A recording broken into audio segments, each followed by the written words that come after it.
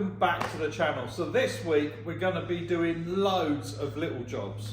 So one of the main jobs I want to get done is the floor. So if you pass us the camera, Georgina. Hello. So most of the floor structure is in. So I'm probably going to have to put some bars in here. So when you stand on that bit, because we're going to put checker plate all in here. So that we got to do that. We got to make the bit that goes over the top, so all the gauges and stuff and all the electrics are going to be in a channel in there. Want to mount the radiators in the back there. I'm going to put some oil coolers in down here and find out eventually where we're going to put for the hydraulic pump that lifts the cab up and down. But in the last video, somebody asked how the tank track system works. So if I climb down in here without falling over, so easiest way to describe it is like a car diff. It's one stop up on top of each other. So, but the engines drive that flange and that flange. So they go into here. So this, if it was a car, this would be where the drive wheels would be. And it goes into there, and there's a diff, and the diff, that one goes straight down, and there's another one underneath it. So these go in here, turn this, go down, and then come out into the drives that drives the back wheels of the tank. And what it does is it's got in there, it's got brakes, one either side, so you can stop this track or stop that track. You can't make the tracks go forwards and backwards like on a conventional tank. This is more of a skid steer. So that's how it works. Yeah, and the way the brakes are operated, it connects onto these levers there, which connect up to the levers that are in the front of the tank. So I've made the first piece of floor, and it is how I thought it was. So if you stand here, well, nothing's bolted down, but when you stand on that, it does bend. So I do need to do it again as well. You can see that. But that's all going to be bolted up. Yeah. But also, I've got to put the brake pedal down here somewhere. So we're going to have to put some more steel under where the brake pedal is. You can't just rely on the floor being strong enough for the brake pedal. You can mount the accelerator pedal to the floor, because you ain't going to bend it by pressing it, but the brake pedal you will. Yeah, so the next thing I've got to make, oh, it's a bit noisy, is make the panel that comes over the top of here. So in here I'm going to mount all the electrics, like all the MSD and all of that stuff, but I'm going to mount it on vibration blocks. So I'll have another panel of aluminium in here that's in between it. Also, the reason for that is if it does get wet, it's off the ground. It's not sat on, all the electrics aren't sat on the ground. Yeah, so we've got to make the panel that goes over the top of this now, and then work out where the brake pedal's going to go. So we have to put the seat back in yet again. Yeah. I wonder how many times we've done it now, like 20, 30 times? You have the hard bit because you're underneath bolting it through the bottom of the tank. Yeah. but yeah, so let's get onto the bench, and I've already marked it out. Oh. So this is the next piece we're going to cut. So it's going to have a bend in there, a 90-degree bend in there, a 90-degree bend there, and that's the cut line there. So does that make like almost a C shape if you're having two bends in it? It does, but it's very it's really, that bend is only an inch high. Yeah. That one is that long. Fair enough. Yeah. But I haven't got a chop bend, I haven't got a guillotine or something, so I cut this with an angle grinder. But it makes a lot of mess. This is Dad's way of cutting it and not making the aluminium sheet really floppy. So we've got two clamps and then this thing keep it sturdy. Just to hold it up. Yeah. Look at this. I've never seen a wheel go that small. Yeah, you've got to get my money's worth out. They're expensive. How fast does that go when that's that tiny? It must go very quick. Once it gets that small, it gets very quick. That's what the size it should be. That's funny. So I think that's due for the bin. Yeah.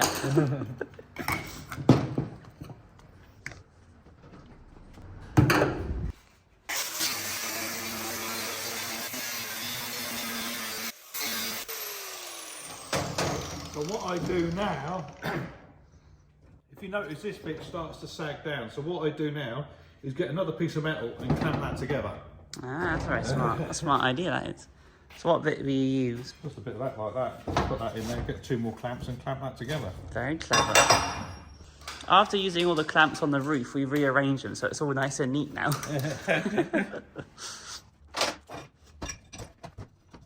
That's a pretty cool trick. It just stops it all slapping about. Yeah.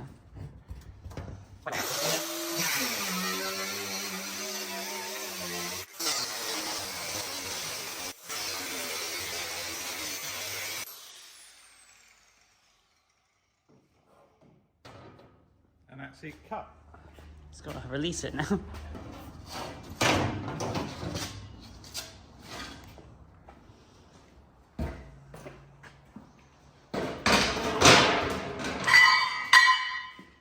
Next bit is do some sanding now. Yeah, it's quite a jaggedy edge.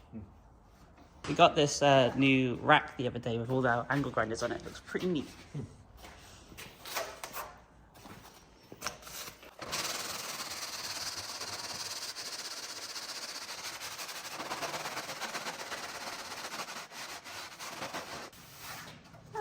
Looks a lot better, doesn't it? Yeah, yeah. Go down there with my deburring tool, and then that's it done. It's a pretty neat gadget, this one. Yeah. It doesn't work best on checker plates, all the little bits, but Yeah. there's a bit like the bit in between them. Works perfectly.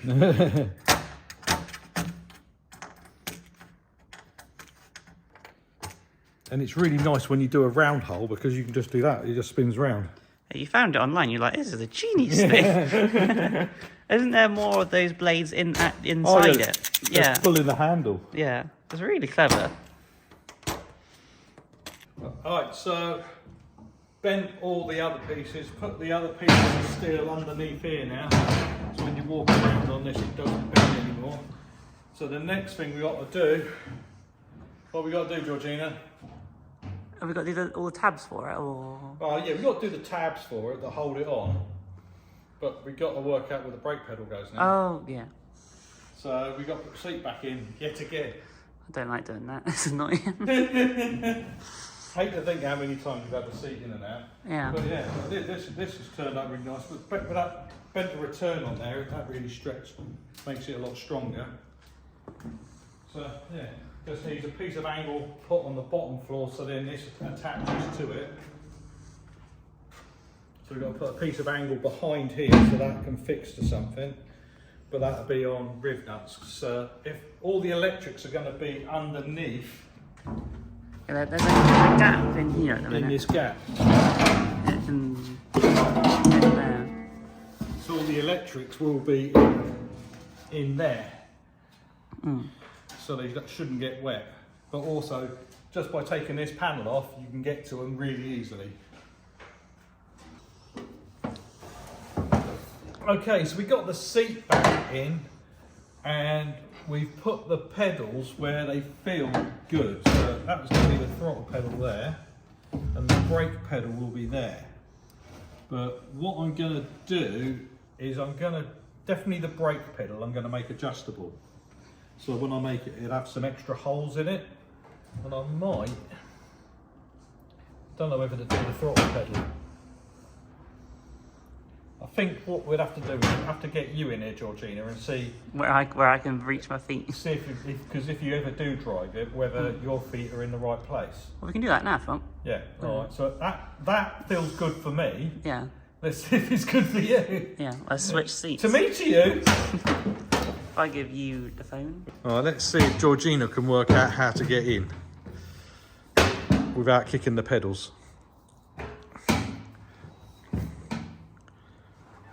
It's really handy, that bar, isn't it? Yeah. So it's quite an angle, isn't it? Yeah, it's quite an angle. Pull the levers all the way back.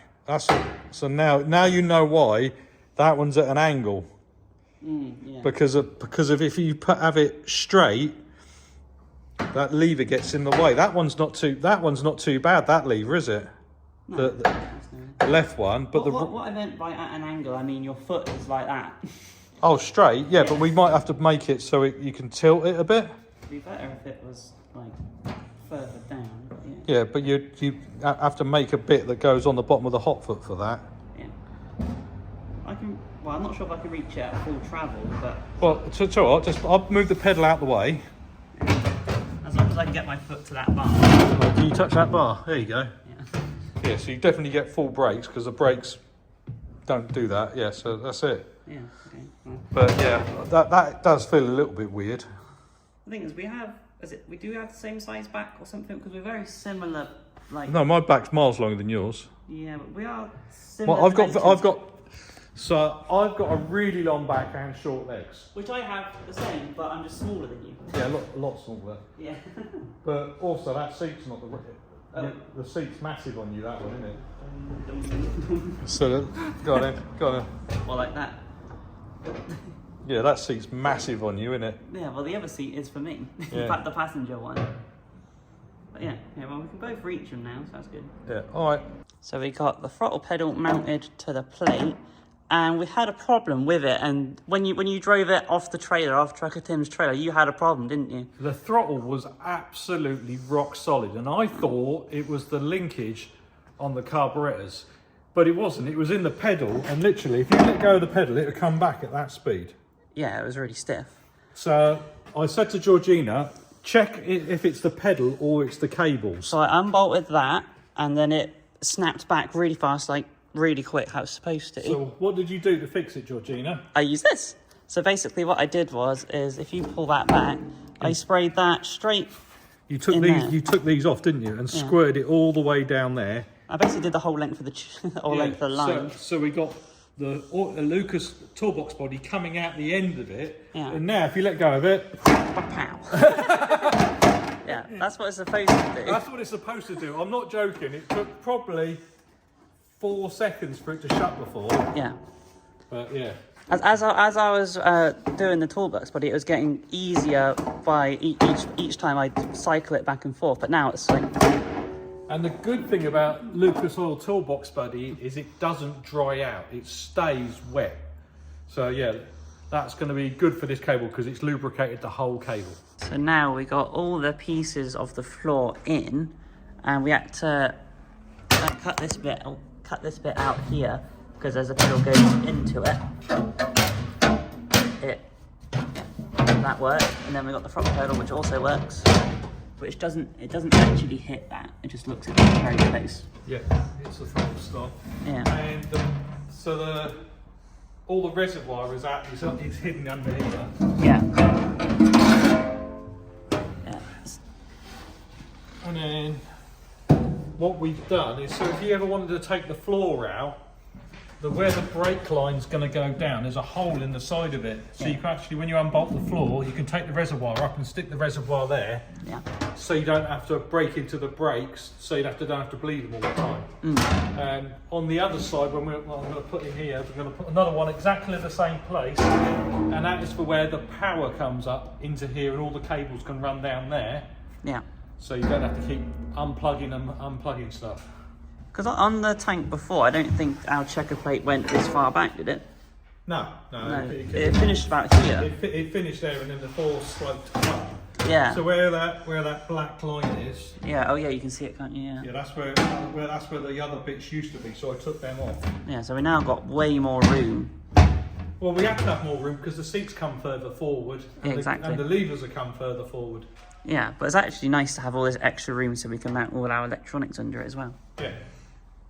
Yeah, so it's going to have all the MSD and everything under there. All the fuse panel is going to be underneath here, and it's probably going to be, I think, probably 5 or 6 bolts to take this off. Yeah. And then, once you've taken it off, it's easy to work on because you can see everything. Exactly. They're not hidden out of the way. Yeah. I think it's going to be really neat. It's nice to have the throttle pedal working again. Yeah.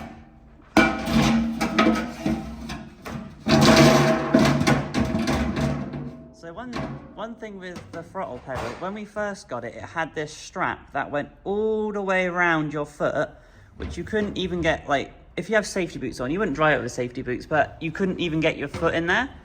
But we have, on our second monster truck, we have this already, and I just nicked the part off of the other hot foot, and it works just how it's supposed to. It's really neat. But obviously this one has the dual cables on it. So we've got to put a piece of angle along the bottom now.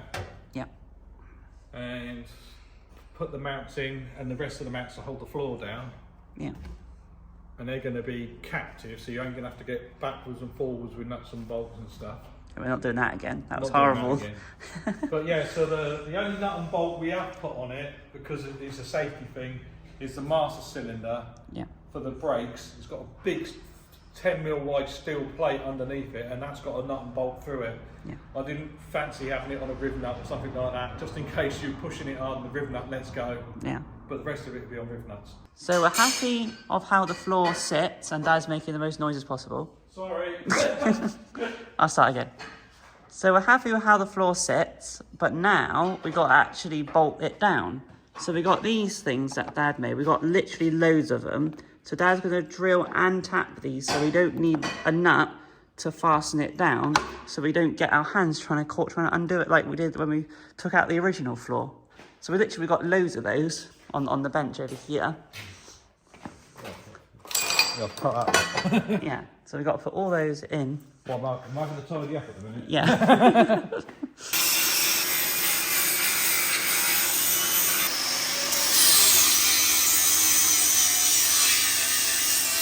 So we're nearly finished with welding in all the tabs. So if you have a look at the floor, these are all the tabs that we're going to use. The reason why they're not drilled and tapped straight away is it all depends where the checker plate goes on the floor. So I don't want to try and drill a hole. Like if I try to drill a hole on that or to the side of it, it's quite hard. So by having big plates, we can actually move the hole about so it's easier to drill and tap it, because we know we're going to go straight through there because we've got a 2-inch window to pick up on. So we've got all the tabs welded down, and I've marked on here the measurements and where I need to drill. So what we're going to do now is just drill and tap the floor all the way through with the right combination of drills and taps, and then afterwards we'll open this hole up a little bit bigger just to make it easier to line up, because the hole we're going to be putting through this is exactly the same size. Well, it's actually 6.9mm, the finishing hole is.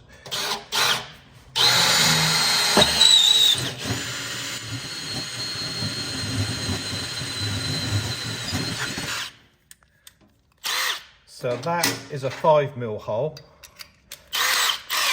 and this one is 6.9mm.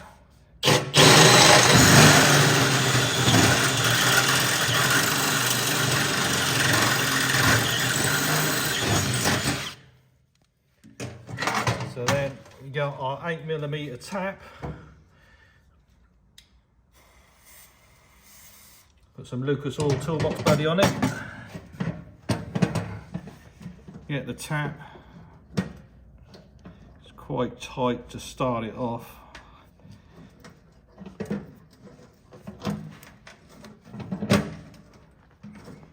Go backwards to break it off. So don't just wind it in like a bolt, you have to keep going backwards to clear the bit you're cutting off. You keep winding it in, it goes stiff like that, and then if you kept on doing it, it'd actually snap the tap.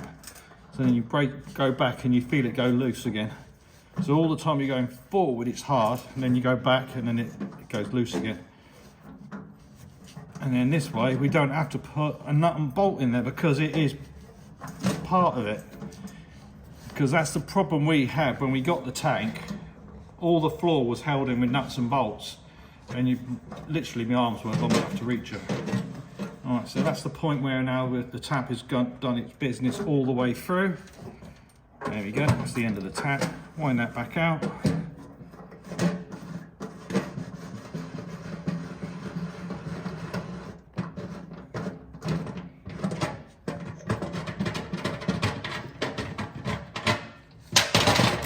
Get a new bolt, and it should screw in there really easily. There you go.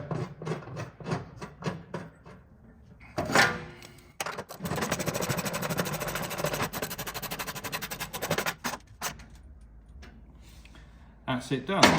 Just got to do that loads more times. So all the floor is in. So now if we need to get to where the electrics are going to be underneath here, we've got 4 bolts there and 2 bolts on the top, and then that whole panel comes out so we can get to that. And then all the other bolts, you don't have to go underneath with a bolt with a spanner, sorry. You don't have to go underneath with a nut and bolt and spanner, apart from the brake master cylinder. The brake master cylinder is the only one which is going to be down here. It's the only one you've got to do nuts and bolts from, and it's quite easy to do from the outside. Right, so we finished the floor, we're happy with that, and just looking at what we're going to be doing next. So I've got a reversing screen for a reversing camera to go on it, and this is my switch panel. So it's all illuminated, you can put all the little colour buttons in there. And when I sat in the truck, I think they're going to end up somewhere like that in there. So the body doesn't come right close to this. There's a gap, so I can bend a tube out and mount them in there. I think that'll be quite neat. And then, but what we're up to now, before we're doing that, is we're on to the radiators. So this is one of them. I've got 2 identical radiators to go in there. They're the same size as I run in the monster truck, so I know they call that, but I've got 2 of them, 1 for each engine. But these ones are quite clever. So if you have the radiator around that way, so the hot water will go in there and the cold water will come out of that, because that's the way it goes round. So that goes to the water pump. But if you spin it round, so at the moment that one's at the top and that one's at the bottom, if you spin the radiator around, it's round the other way. It's round the other way now, and they are size 20 AN fittings in there, and the same for the top. So you can put the coolant tank or the header tank on either side, it doesn't matter. So I think they're really good, and they're like really well constructed. Got nice big bosses in there, so we're going to put a piece of metal in here and then we can bolt down through onto that. But it is really tight. So these measure 800 millimeters wide.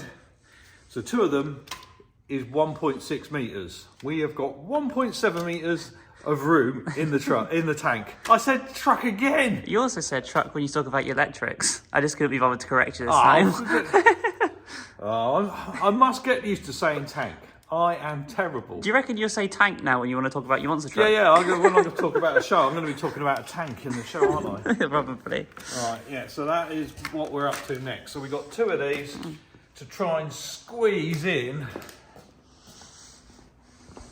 the back here. So you want it sort of sat above this, didn't we? Yeah, sort of above that, yeah. But we might have to make it so you've got taps on them so we can turn it on and off, because I think it'd be easier to lift it all out if we had a problem with it to change the gearboxes. Yeah. So we're just checking the height of the exhaust. So we know the exhausts run on the outside of, they don't run on the inside of here, they run on the outside of this because of where the engine sits in there. And we went on the videos and we know they go down here, but I wanted to check what height they was between here and here. So we've put a spacer underneath of a spirit level. And now I'm going to just make sure when I put this in height here, we've got enough room so the exhausts clear it. We've got a big problem. The radiators ain't going to fit. Not how I was going to put them in. So if you pass the camera on, Georgina. Oh, sorry about that. All right, so this is how I was going to do it. I was going to have that piece welded onto there. It was going to have a bracket that comes off here because that is what locates the radiator. So that was having to go inside the tube. I've already worked that out because it's got one locating pin there, one there. It's all a bit wobbly at the minute. Another one there, another one there. Now the problem is I didn't appreciate how narrow the tank gets up as it goes up, and it actually ends up being 2. Oh, that's all right, just stay in there. Yeah, so I was going to cut just a little piece out of that just to clear these guards, but it actually gets too narrow as it goes to the top by about 10 centimeters. So yeah, so it gets too narrow as it goes towards the top, because the top of the tank body curves in. I didn't appreciate it curved in that much. So I don't know what I'm going to do. let's go back to the bench. Even though I just made all that bit of metal, it might be absolute scrap. So this is what we've come up with. We've staggered the radiators, but the problem we've got is, so on this radiator, the water will have to go in the back. So it'll have to go in there and out there. The reason why is because it covers up the other port. So this one radiator can have the water going in there and coming out of there. Sorry, other way around. The water comes out the bottom and the water goes into the radiator at the top. So that one's going to go in at the top there and come out there. And this one's going to go in at the top there and come out there. Yeah, it's the only way around of doing it, really. Yeah, don't fit any other way. Because we've had to stagger it. We haven't blocked up too much of the radiator. We've only blocked up that much. So about just over 2 inches or 50 mil of radiator, of cooling core. That's the least I can get away with. So now we've got to work out how we mount this bracket in the tank, because now it's gone further back than where I wanted it. So we've got it in the tank and we just put one radiator and we've just got it in with a clamp to see what it looks like. And I don't like it. Nah. It is really tight in it, really tight. But I think there is another option. I think the other option is we make the brackets separately and then you angle them like that. So then you can stagger one forward, one backwards. They line up with the centre and then you've got nice clearance around everything. And that keeps it away from everything then as well. And also, if you had to work on it, like take a gearbox out, you only have to move one radiator instead of moving two. So I think I'm going to cut that bracket I've just made off and remake it, and we'll put the radiators in at a slight angle, one either side, with all the fans and that on the back of it. I think that's going to work. Yeah. What do you think, Georgina? That's an idea I did have, I just didn't share it with Dad. Yeah, because like if you make the mount come off of the centre there, that keeps it all away from all that hydraulic pump and stuff. So this one will go in. This is the awkward one with this pump on this side. So that'll go in something like that. Make it like a V shape, basically. Yeah, make it like a V shape. Yeah. So we pull all the air from the. They've grabbed all the fans and everything on the back of it. Make it nice symmetrical, and then. So then you can still take you can put the water, take the water out the front and then put the water in the back up at the top here. Yeah, I think we're gonna have to do it that way now. Looking at it.